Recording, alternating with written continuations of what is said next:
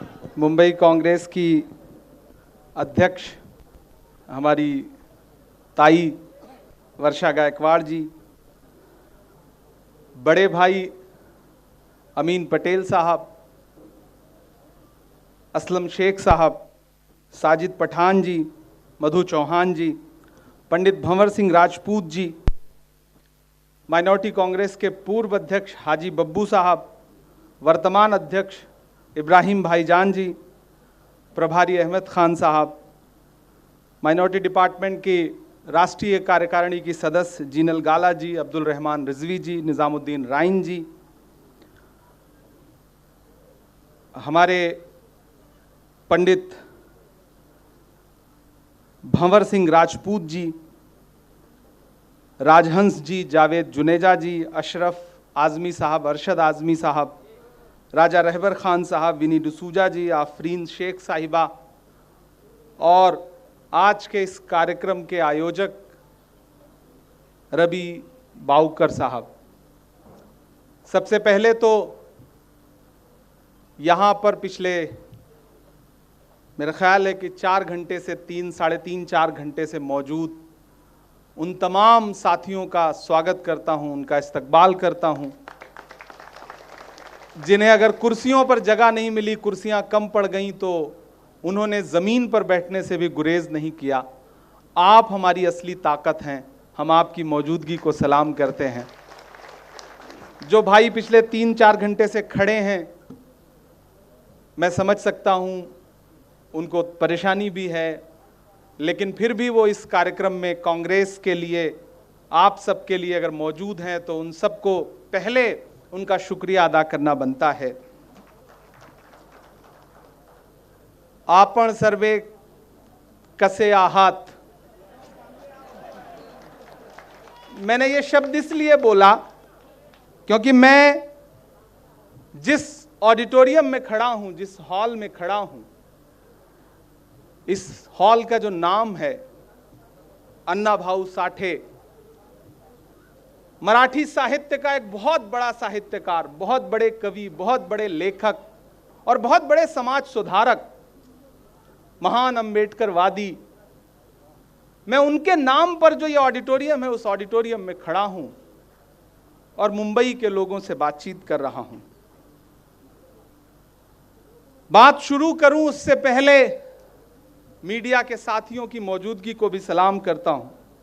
हमें पता है कि वो इतनी तादाद में आज यहां क्यों आए हैं, उन्हें क्या सुनना है, क्या कवर करना है और क्या निकाल के क्या चलाना है। पिछले 7-8 साल में इस खेल को हम लोग कम से कम समझ तो गए ही हैं। उनकी मौजूदगी को भी सलाम करता हूं। जब अहले खिरत की बातों पर कुछ जाहिल शोर मचाते हों, जब अहले खिरत की बातों पर कुछ जाहिल शोर मचाते हों, जब बुलबुल हो तस्वीरें चमन और कौवे गीत सुनाते हों, जब चिड़ियों के इन घोंसलों में कुछ सांप उतारे जाते हों, जब माली अपने हाथों से गुलशन में आग लगाते हों, उस दौर में हम दीवानों से तुम कहते हो खामोश रहो। एक मुश्किल वक्त है, राजनीति उतनी सपाट है नहीं जितना आपको दिखाई पड़ती है, और इन दिनों जो घट रहा है वो इतना आसान नहीं है, इतना सरल नहीं है कि सबकी समझ में आ जाए। उसे समझाने के लिए इस तरह के कार्यक्रमों की गली गली, मोहल्ले मोहल्ले, जिले जिले जरूरत है। और ताई ने, असलम भाई ने, अमीन भाई ने, सब ने यह कहा कि इमरान आप पर हमारा अधिकार है, यकीनन आपका अधिकार है। मैं अगर आज देश की संसद में खड़ा होकर के आपके मुद्दों पर बोल पा रहा हूं तो बिला गुरेज मैं ये बात कह सकता हूं कि उसमें सिर्फ और सिर्फ महाराष्ट्र के उन साथियों का योगदान है जो हमारे साथ खड़े हुए। वोट 44 लोगों ने दिया सांसद बनाने के लिए, लेकिन मैं भूल नहीं सकता कि उस मुश्किल वक्त में जब बड़ी साजिशें थीं और कुछ अपने भी गैरों की महफिलों में खड़े थे, ऐसे में अगर किसी ने भाई की तरह हाथ पकड़ के ये कहा कि इमरान आपका चुनाव नहीं है, ये हमारा इलेक्शन है, हम लड़ रहे हैं। वो थे असलम शेख साहब, वो थी हमारी बहन वर्षा गायकवाड़, वो थे अमीन पटेल साहब। ये सारे लोग नॉमिनेशन से लेकर के और सर्टिफिकेट दिलाने तक मुझे ऐसा लगा ही नहीं कि मैं इलेक्शन लड़ रहा हूं। ये खुद उस इलेक्शन को लड़ रहे थे। तो असलम भाई, वर्षा ताई, अमीन भाई और मुंबई वालों, महाराष्ट्र वालों, बदन में जो भी लहू है तेरी अमानत है, जहां जहां हो जरूरत वसूल कर लेना। एक मुश्किल वक्त है, हमें पता है। कुछ ऐसे छोटे कद के लोग, बौने लोग ऐसी बड़ी जगहों पर बैठ गए हैं कि उन्होंने आपा खो दिया है। उन्हें समझ में ही नहीं आ रहा है कि उन्हें बोलना क्या है, उन्हें कहना क्या है। अगर वो सुबह शाम में 5 बार आपका नाम ना लें तो मुझे लगता है उनका खाना ही नहीं हजम होगा। कुछ भी हो तो घुमा फिरा के आप पे ले आना है। और ये जो इन दिनों सियासत हो रही है ना, मैं इलाहाबाद विश्वविद्यालय का पढ़ा हूं, मेरा नाम इमरान है, मैं हिंदी साहित्य का विद्यार्थी रहा हूं। मैंने मीरा, सूर, कबीर और तुलसी को पढ़ा है। मैंने रामचरितमानस की चौपाइयां पाठ्यक्रम में पढ़ा है। मैं उस शहर से आया हूं जहां गंगा और जमुना 2 पवित्र नदियां मिलती हैं तो अदृश्य सरस्वती उपजती हैं। मैं संगम से आया हूं और मैं उस मुंबई में खड़ा हूं कि जिस मुंबई ने भारत के किसी भी कोने से अपनी आंखों में सपने लेकर के आने वाले, एक झोला लेकर के आने वाले और खाली जेब आने वाले हर इंसान को पनाह दी है। वो कौन सी भाषा बोलता था, कौन सा धर्म मानता था, पूजा करता था कि नहीं करता था, नमाज पढ़ता था कि नहीं पढ़ता था, इस शहर की मिट्टी ने किसी से यह नहीं पूछा। यह कहा कि अगर तुम मुंबई आए हो तो मुंबई का दिल सबके लिए खुला हुआ है। मुंबई ने सबको पनाह देने का काम किया है। ऐसे शहर में अगर राजनीति इस तरह की हो रही है तो आपको यह बात समझना पड़ेगा कि कोई मौसम हो, सुख दुख में गुजारा कौन करता है, परिंदों की तरह सब कुछ गवारा कौन करता है। घरों की राख फिर देखेंगे, पहले देखना यह है घरों को फूंक देने का इशारा कौन करता है। आपको उस खेल को समझना पड़ेगा। कल से जब से मैंने सोशल प्लेटफॉर्म पे अपडेट किया, मीडिया के 20 साथियों का फोन आया कि इमरान साहब आप आ रहे हैं, आपसे भाषा विवाद पे जो झगड़ा चल रहा है मैं उस पे बात करना चाहता हूं, उस पे आपसे सवाल पूछने।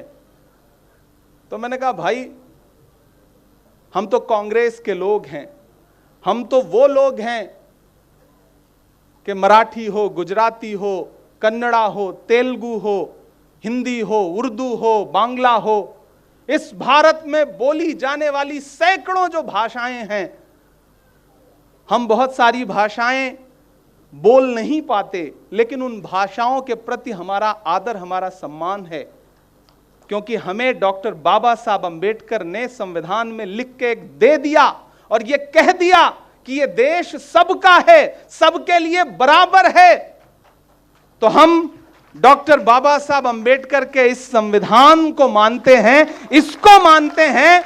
इसके अलावा अगर कोई कुछ समझाने की कोशिश करता है तो हम समझ जाते हैं कि ये तो रॉन्ग नंबर है, रॉन्ग नंबर है। और आज इस कार्यक्रम का नाम संविधान जिंदाबाद जनसभा इसीलिए रखा वर्षा ताई ने, क्योंकि आज जोर जोर से बोलने की जरूरत है और महाराष्ट्र में विशेष रूप से बोलने की जरूरत है, क्योंकि आज महाराष्ट्र में जो सरकार सत्ता पे बैठी है वो सिर्फ और सिर्फ आपके वोटों की चोरी करके सत्ता पर बैठी है, वरना सत्ता पे ना बैठे होते।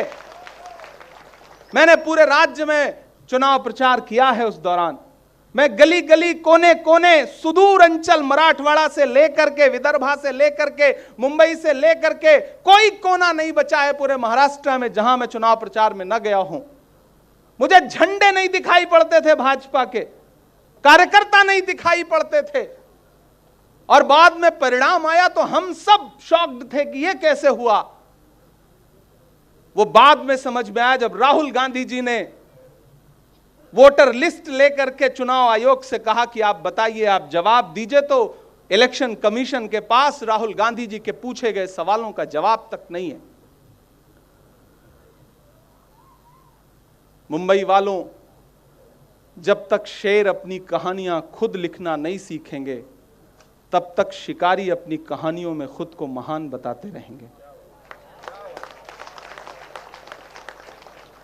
हम विधानसभा का चुनाव हार जरूर गए,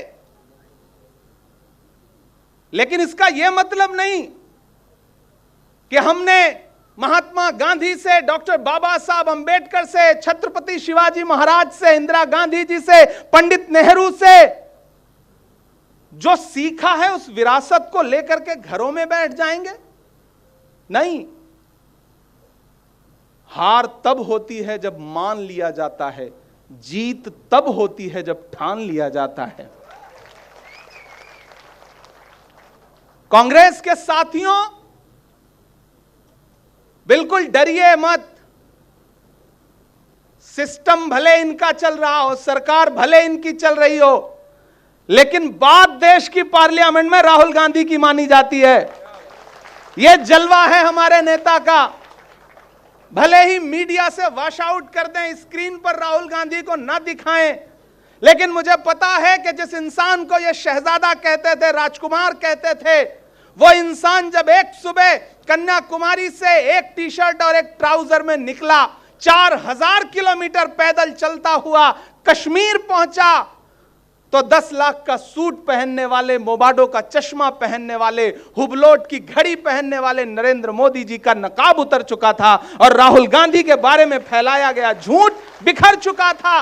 यह है हमारे नेता की ताकत। ऐसे ही कोई जननायक नहीं बन जाता। आज भी राहुल गांधी जी ने जब देश की पार्लियामेंट में कहा कि इसी सरकार से, नरेंद्र मोदी जी के प्रधानमंत्री रहते रहते मैं जातिगत जनगणना करवा के दिखाऊंगा, तो सबने बड़ा मजाक उड़ाया था, मीडिया के साथियों ने भी मजाक उड़ाया था। लेकिन आपको याद होगा कि एक सुबह नरेंद्र मोदी जी को ऐलान करना पड़ा कि हम जातिगत जनगणना करवाने जा रहे हैं। यह है राहुल गांधी की ताकत। कैंची से चिरागों की लवें काटने वालों, कुदरत के करिश्मों से लड़ोगे तो मिटोगे।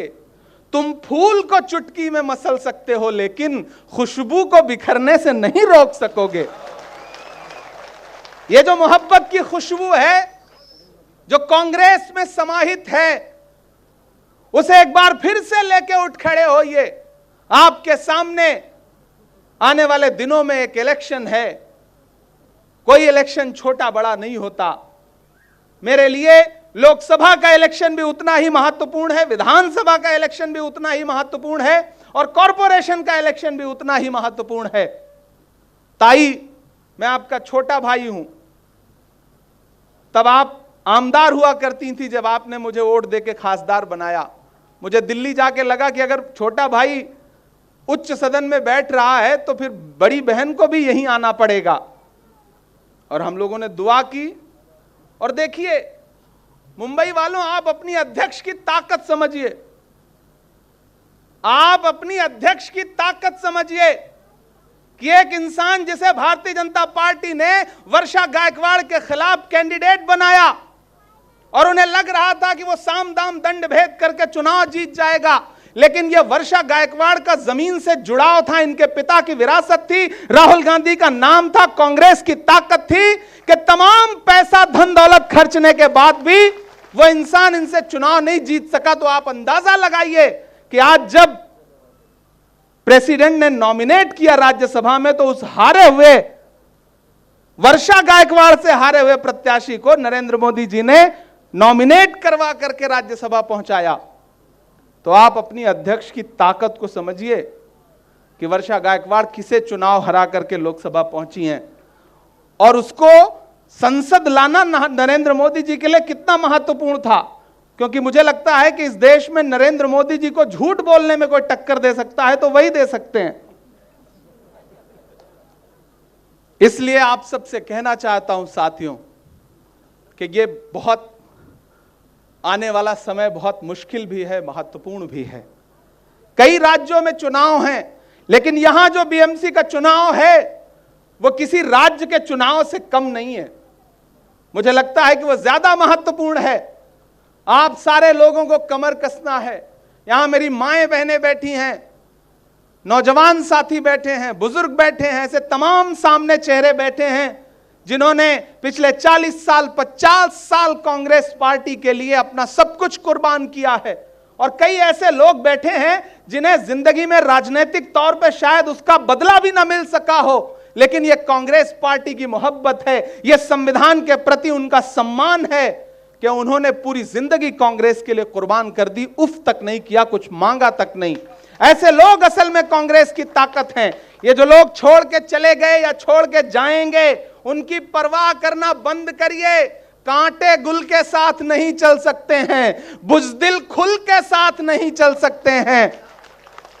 रास्ते में जो छोड़ गया उसे जाने दो, सब राहुल के साथ नहीं चल सकते हैं।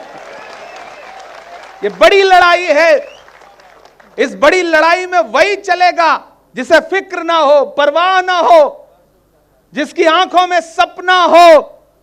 और वो सपना यह है कि आने वाले 2029 में लाल किले की प्राचीर पर 15 अगस्त को जो भाषण हो वो देने वाला राहुल गांधी हो। यह सपना लेकर के आंखों में चलना है।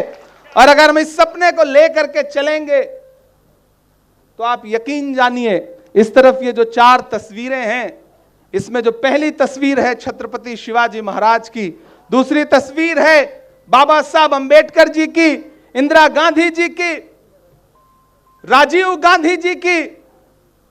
आप सिर्फ इन 4 तस्वीरों को देखिए, फिर इस संविधान की तरफ नजर दौड़ाइए तो आपको समझ में आएगा कि उस समय 1947 के बाद का जो भारत था, उस समय ऐसा संविधान बनाना और उसे लागू करवाना कितना बड़ा काम था। आज संविधान पर खतरा है, मानिए या ना मानिए, संविधान पर खतरा है। अगर खतरा ना होता तो भारतीय जनता पार्टी का 5 बार का सांसद अनंत हेगड़े अपने चुनावी सभाओं में यह न कहता कि हमें 400 सीटें दो, हमें संविधान बदलना है। लल्लू सिंह अयोध्या के सांसद यह न कहते कि हमें 400 सीटें दो, संविधान बदलना है। अरुण गोविल यह न कहते कि हमें 400 सीटें दो, संविधान बदलना है। यह तो डॉक्टर बाबा साहब अंबेडकर के संविधान की ताकत है कि 400 पार का नारा लगाने वालों को आप सबने 240 पे ऐसे लाके पटका है कि 2 बैसाखियों पे खड़े हैं, एक नीतीश बाबू की, एक चंद्र बाबू की। एक बैसाखी छिटकी, मोदी जी की सांस अटकी। सही है कि नहीं है? मीडिया के साथी मुझसे कहते हैं, इमरान साहब आप कैसे कह रहे हैं कि खतरा है संविधान पे? मैंने कहा, आप नरेंद्र मोदी जी की कार्यप्रणाली को जरा करीब से महसूस करिए। याद करिए, मुंबई वालों और नेता साथियों के लिए भी कह रहा हूं, याद करिए 2014 का वो दिन जब पहली बार देश के प्रधानमंत्री बनकर नरेंद्र मोदी जी देश की संसद में पहुंचे थे। वो दिन याद करिए तो संसद में घुसने से पहले संसद की सीढ़ियों पर मत्था टेका था उन्होंने। याद है वो तस्वीर? संसद की सीढ़ियों पर मत्था टेका था। फिर 2024 आते आते वो संसद ही बदल दी। इस बार उन्होंने संविधान को मत्था टेका है, तो खतरा तो बढ़ गया है। सतर्क रहिए, होशियार रहिए। हर दिन इस संविधान को, इस पवित्र किताब को बचाए जाने की जरूरत है। किससे? मौजूदा सरकार से, भाजपा से और राज्यों में मौजूद भाजपा सरकारों से। यह आज जो मीडिया के साथियों से पूछवाया जा रहा है कि भाषा के विवाद पर कांग्रेस का क्या कहना है, मैं मीडिया के साथियों से कहूंगा कि महाराष्ट्र के गृह मंत्री वर्षा गायकवाड़ नहीं है, महाराष्ट्र के मुख्यमंत्री असलम शेख और अमीन पटेल नहीं है। लॉ एंड ऑर्डर का मसला किसका है? जिम्मेदारी किसकी है? सवाल जाइए देवेंद्र फडणवीस से पूछिए। आप कांग्रेस के लोगों से सवाल मत पूछिए। हम तो कांग्रेस हैं, हमारे दिलों में तो सब समाहित हैं, हमारे लिए तो सब बराबर हैं। हम सबका सम्मान करते हैं। हमारे लिए हर भाषा, हर धर्म, हर जाति, हर मजहब समान है, क्योंकि भारत एक ऐसा देश है जहां अलग अलग रंग के गुलदस्ते हैं। लेकिन आप सारे लोगों को मायूस होने की जरूरत नहीं है। अभी आंखों की शम्में जल रही हैं, प्यार जिंदा है। अभी मायूस मत होना, अभी बीमार जिंदा है। हजारों जख्म खाकर भी मैं जालिम के मुकाबिल हूं। खुदा का शुक्र है अब तक दिले खुददार जिंदा है। और ये बुज़दिल लोग हैं, इनसे डरने की जरूरत नहीं है। मैंने देश की संसद में सामने बैठ के देखा है, ये डरे हुए लोग हैं। इनके पास सत्ता की ताकत खत्म हो जाए तो ये नजर भी नहीं आएंगे कहीं है। चूंकि सत्ता पर बैठे हैं तो किसी के पीछे भी ईडी लगा दो, पुलिस लगा दो, सीबीआई लगा दो, जितनी एजेंसियां हैं लगा के डराने की कोशिश करो। लेकिन हम राहुल गांधी के सिपाही हैं। हम तो सवाल पूछेंगे, हम तो सवाल पूछेंगे कि धारावी को किसी एक उद्योगपति को क्यों बेच रहे हो। हम तो सवाल पूछेंगे कि मुंबई को क्यों बेच रहे हो। और यह सवाल हम अपने लिए नहीं पूछ रहे हैं, हम अपने आने वाली नस्लों के लिए पूछ रहे हैं। आज नहीं बोलिएगा, आज नहीं खड़े होइएगा, आज नहीं बात करिएगा, तो फिर आने वाली नस्लें आपसे सवाल पूछेंगी कि जब पूरा मुंबई अडानी को बेचा जा रहा था तो आप चुप क्यों थे। सवाल तो पूछेंगी ये नस्लें। और जब जब आप सवाल पूछेंगे साथियों, याद रखिएगा, जब जब आप सवाल पूछेंगे तब तब ऐसे ऐसे लोग निकल के आएंगे जो होंगे 1.5-2 फुट के, लेकिन बातें करेंगे 200 फुट की। क्यों? ताकि आपका ध्यान भटक जाए। मैं तो उनसे कहना चाहता हूं कि आप मक्खी को नहीं समझा सकते हैं कि फूल कचरे से ज्यादा खूबसूरत होता है। समझाए जाने की जरूरत है। साथियों, आपने बहुत भाषण सुना है पिछले कई घंटे से। ताई, हम सारे लोग आज अहद करते हैं कि आज पहला कार्यक्रम शुरुआत साउथ मुंबई से हुई है, दक्षिण मुंबई से हुई है।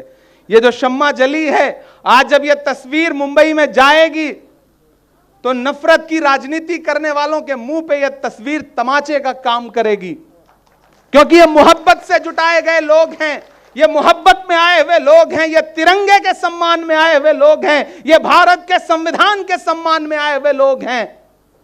और जब तक ये लोग हैं तब तक आप समझ लीजिए कि उम्मीद जिंदा है, कांग्रेस जिंदा है। और जब तक कांग्रेस जिंदा है तब तक हम न तो मुंबई को लुटने देंगे, न संविधान को बदलने की किसी भी साजिश को कामयाब होने देंगे।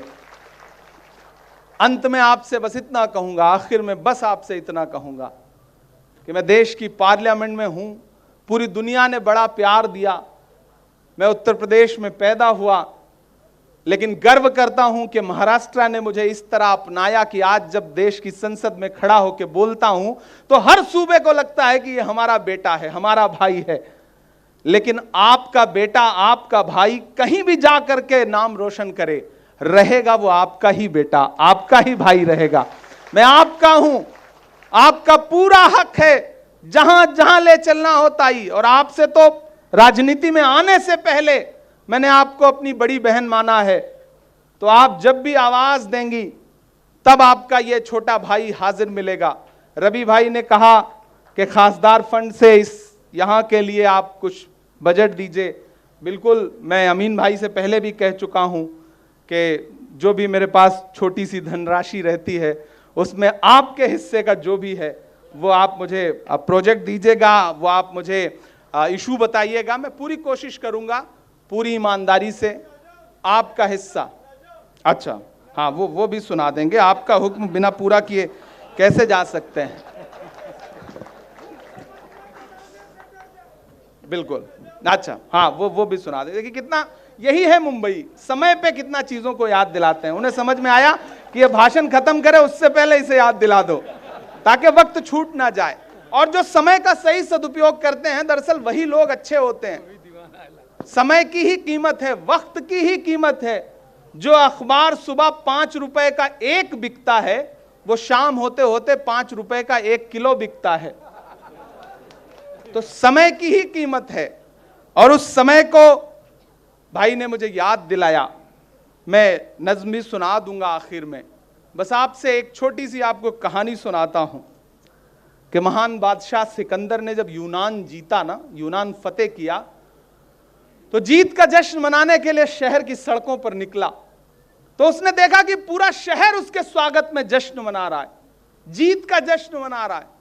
लेकिन एक फकीर है जो सड़क के किनारे बेखबर सो रहा है। सिकंदर अपने घोड़े से गुजर रहा था, उसको देखा तो उसे गुस्सा आ गया। अपने घोड़े से उतरा और उस सोते हुए फकीर के पास गया और गुस्से में उसे जोर की एक लात मारी और लात मार के कहा कि क्यों रे फकीर, मैंने शहर जीत लिया, यूनान जीत लिया, लोग जश्न मना रहे हैं और तू सो रहा है। उस फकीर ने उनींदी आंखों से सिकंदर को देखा और देख करके कहा कि शहर जीतना बादशाहों का काम है, लेकिन लात मारना गधे का काम है।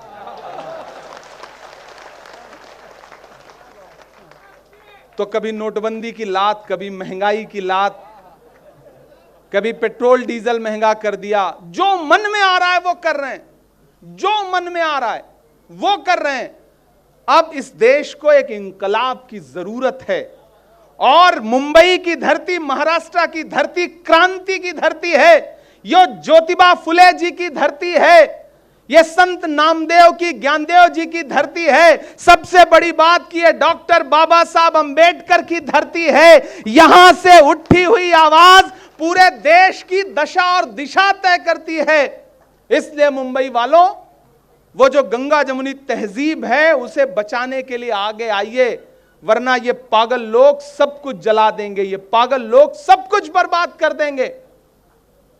इसलिए मेरा आप सबसे अनुरोध है और उन तमाम ताकतों से यह कह के भी जाता हूं कि जख्म पर जख्म खा के निकले हैं हाँ, मगर मुस्कुरा के निकले हैं। बीच में जब मैं मेंबर ऑफ पार्लियामेंट के बन के नया नया पहुंचा ना, तो नया नया जोश भी थोड़ा ज्यादा होता है, तो हम लोग ज्यादा हंगामा कर रहे थे हाउस में। एक दिन अडानी के मुद्दे पर हंगामा हो रहा था, हम लोग वेल में चले गए। हमारे उपराष्ट्रपति महोदय जो है, हमारे स्पीकर साहब थोड़ा सख्त आदमी हैं, उन्होंने एक साथ ढेर सारे सांसद सस्पेंड कर दिए। फिर पता चला कि उधर लोकसभा में भी एक साथ ढेर सारे सांसद सस्पेंड कर दिए गए। एक दिन में 146 सांसद सस्पेंड हुए दोनों सदनों में। ताई आप भी हुई रही होंगी ना? अच्छा, तब आप सांसद वहां, तब तक वहां नहीं पहुंची थी, यहां थी आप। यहां तो आप लोग होते ही रहते हैं। तो 146 सांसद सस्पेंड हुए। मैं बाहर निकला तो बाहर मीडिया के साथी खड़े थे, तो वो पूरी कार्रवाई देखते रहते हैं लाइव। तो उन्होंने कहा स्वाद आ गया, तंज करने वाला जो एक भाव होता है ना। तो हमने कहा बिल्कुल, आज अगर सस्पेंड ना हुए होते तो हमें लगता कि हमारा नाम बुज़दिलों में लिखा जा रहा है, बहादुरों में नहीं लिखा जा रहा है। हम एक मुद्दे पे सस्पेंड होकर के आए हैं। तो बोले आप शायर हैं, शायरी की भाषा में बताइए। मैंने एक नज्म कही कि जख्म पर जख्म खा के निकले हैं हाँ, मगर मुस्कुरा के निकले हैं। जख्म पे जख्म खा के निकले हैं हाँ, मगर मुस्कुरा के निकले हैं। सर झुकाने का हुक्म जब आया, सर झुकाने का हुक्म जब आया, और भी सर उठा के निकले हैं, नारे हक लगा के निकले हैं। और आज यहां खड़ा होकर के एक कवि, एक साहित्यकार, पहले हूं बाद में राजनीतिक व्यक्ति हूं, तो जब मैं पंक्तियां पढ़ रहा हूं ये आने वाले दिनों में सच साबित होंगी। शुरू हो गई है वो बात कि हर सितम का जवाब आएगा, देखना इंकलाब आएगा। अगली जो दो पंक्तियां हैं उसे मुंबई से होते होते दिल्ली तक पहुंचाइएगा कि हर सितम का जवाब आएगा, देखना इंकलाब आएगा। अच्छे दिन का किए थे जो वादा, उनका दिन भी खराब आएगा, उनका दिन भी खराब आएगा कि झूठ के हाकिमों के चेहरे पर आईना हम दिखा के निकले हैं, नारे हक लगा के निकले हैं कि हम तो निकले हैं मुस्कुराते हुए। आप कांग्रेस के नेताओं से मिलिए, मोहब्बत की बात करेगा, हंसेगा, मुस्कुराएगा। उधर आप भाजपा के नेताओं के भाषण सुन लीजिए, चाहे वो कितने भी छोटे क्यों ना हो, अजीब सी तनाव में है, सिर्फ नफरत की बातें हैं। कभी भी मुझे लगता है जब वो घर जाते होंगे तो घरवाली से प्यार मोहब्बत से बात करते होंगे या वहां भी इसी तरह झड़पते रहते होंगे कि हम तो निकले हैं मुस्कुराते हुए और वो तिल मिला के निकले हैं, नारे हक लगा के निकले हैं, नारे हक लगा के निकले हैं।